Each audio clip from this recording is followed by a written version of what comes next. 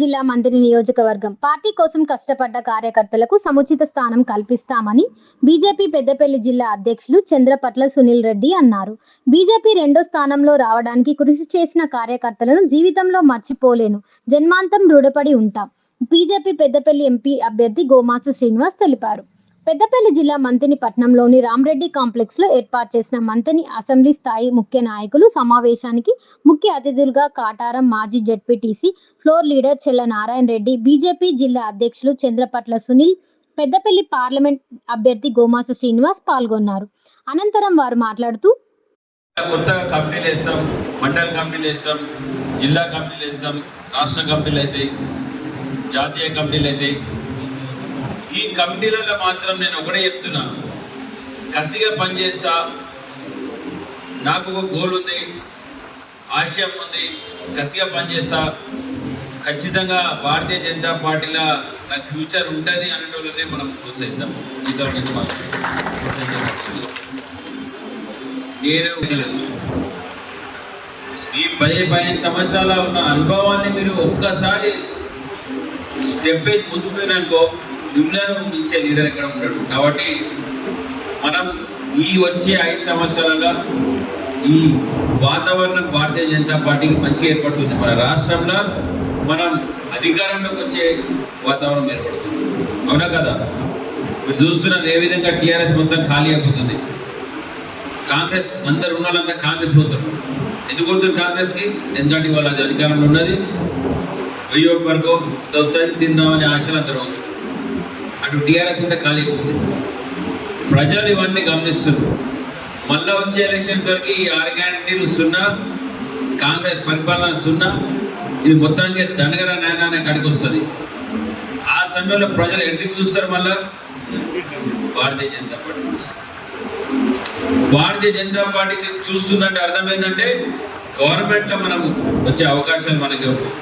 కాబట్టి మీ అందరికీ కూడా నేను కోరుకునేది ఏంటంటే, మంతని ప్రాంతంలో ముఖ్యంగా ఈ మంతని ప్రాంతంలో మనం ఒక మంచి పునాదులు వేసినాం.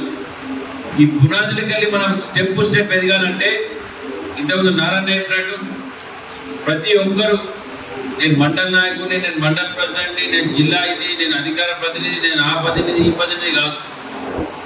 మీరు మీ హోదా తగ్గట్టు పనిచేస్తేనే మళ్ళీ మీ 32,000 ఓట్లు ఉన్నాయి. కాబట్టి 32,000 ఓట్లు అంటే అంత ఆశమాశం కాదు. సంపాదించినటువంటి శక్తి, ఏయించినటువంటి శక్తి ఉన్నటువంటి ఈ కార్యకర్తలకు, నాయకులకు మరొక్కసారి పార్టీ తరఫున, అభ్యర్థిగా నా తరఫున మీ అందరికీ జీవితాంతము నేను రుణపడి ఉంటా. మీకు అందరికీ ధన్యవాదాలు మిత్రులా. ఇకపోతే ఈ యొక్క తెలంగాణ రాష్ట్రంలో భారతీయ జనతా పార్టీకి ప్రజలు ప్రతిపక్ష హోదా కల్పించింది. ఈరోజు భారతీయ జనతా పార్టీ తెలంగాణ రాష్ట్రంలో ప్రతిపక్ష పార్టీ. మనకు రాష్ట్ర లెవెల్లో చూసినట్టయితే రాష్ట్ర లెవెల్లో మనకు 36% ఓట్లు వచ్చినాయి. మనకి ఎంత వచ్చినాయి? 36% ఓట్లు వచ్చినాయి. మూడో పార్టీగా టిఆర్ఎస్ పడిపోయింది.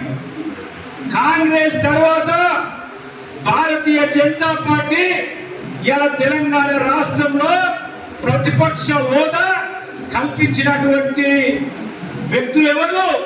ప్రజలు, తెలంగాణ ప్రజలు, భారతదేశంలో ఉన్నటువంటి ప్రజలు. మనకు భారత ప్రధానిగా నరేంద్ర మోదీ గారిని చేస్తే తెలంగాణ రాష్ట్రంలో తెలంగాణ ప్రజలు 36% ఓట్లు మనకే వేసి టిఆర్ఎస్ ఈ రాష్ట్రానికి అవసరం లేదు, ఈ రాష్ట్రానికి ప్రతిపక్ష హోదాలో భారతీయ జనతా పార్టీ ఉండాలనే ఇవాళ భారతీయ జనతా పార్టీ నాయకుల మీద, కార్యకర్తల మీద, ఉదస్కంధాల మీద బాధ్యత పెట్టినటువంటి ప్రజల నిర్ణయం. కాబట్టి ఇవాళ మంత్రిలో ప్రతిపక్ష నాయకులు ఎవరు? భారతీయ జనతా పార్టీనా? శ్రీధర్ బాబు ఇక్కడ నాయకుడైతే అతనికి పోటీగా ప్రజల పక్షాన కొట్లాడే నాయకుడు ఎవరు ఉండాలి? భారతీయ జనతా పార్టీ ఉండాలని మనకు 36% తెలంగాణ ప్రజలు మనకు ప్రజల యొక్క మద్దతునిచ్చినటువంటి సందర్భాన్ని మీరు గుర్తించుకోవాలని మిత్రులారా. అంటే ఇలా మంత్రి కానీ ఈ కార్యక్రమంలో parliament convener Venkatesh Goud, co convener Gundaboina Lakshman garu, రాష్ట్ర council member Gondapaka Satyaprakash garu, assembly convener Malka Mohan Rao garu, co convener Nampally Ramesh గారు, అన్ని మండలాల అధ్యక్షులు, ఇన్ఛార్జీలు పాల్గొన్నారు.